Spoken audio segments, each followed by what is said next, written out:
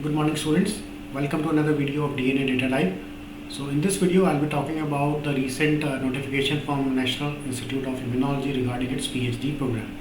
So उन्होंने अपना notification release किया है for PhD program admission for the session 2024-2025 Monsoon session जिसको बोलते हैं. So उसकी जो कुछ critical dates हैं वो देख लेते हैं पहले, and then I'll go through the PDF notification and I'll show you the eligibility criteria and what are the certain other criteria or certain other details about that application process.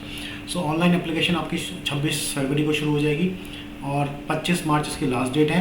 Admit card आपका available होगा 8 मार्च से और उसका entrance exam होगा 28 अप्रैल को, Sunday का exam होगा.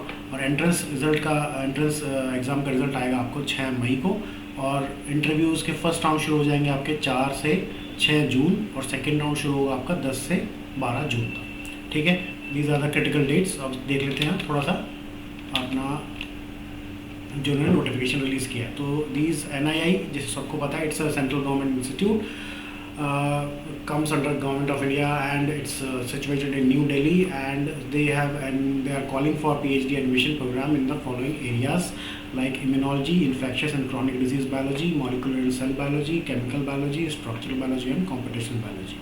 जो मिनिमम एलिजिबिलिटी क्राइटेरिया है और मिनिमम क्वालिफिकेशन है that should be M.Sc in any branch of science, ये बायोलॉजी, केमिस्ट्री, मैथमेटिक्स, फिजिक्स और M.Tech, M.B.B.S, M.Pharm, integrated M.Sc और इक्विवेलेंट क्वालिफिकेशन.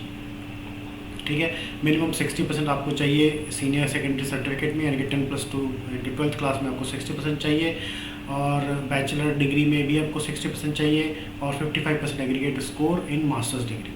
जो आपका ये सब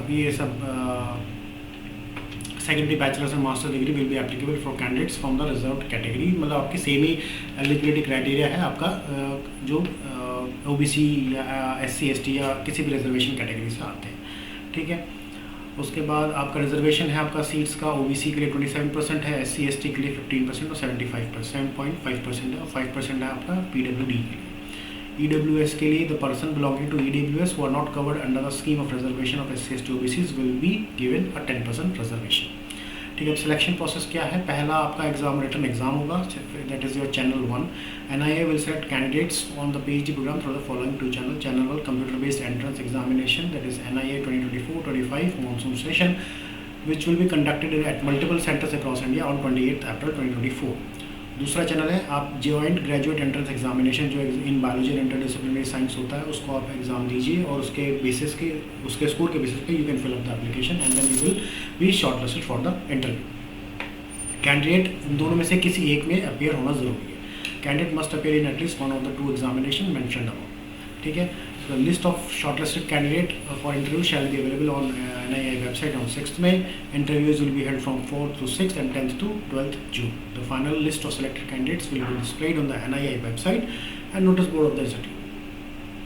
ठीक है, अब PhD प्रोग्राम जो आपका शुरू होगा that will start from 1st July 2024 and the stipend that you will be getting at NII will be a JRF fellowship of 37,000 per month to selected candidates.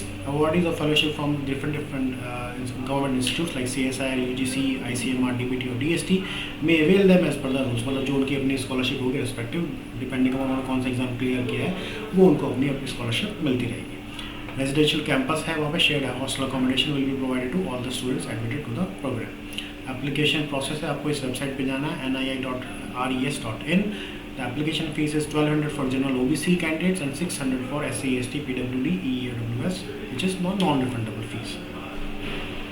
ठीक है, की डेट्स मैंने एक बार आपको पहले बोल दिया था. So that's it.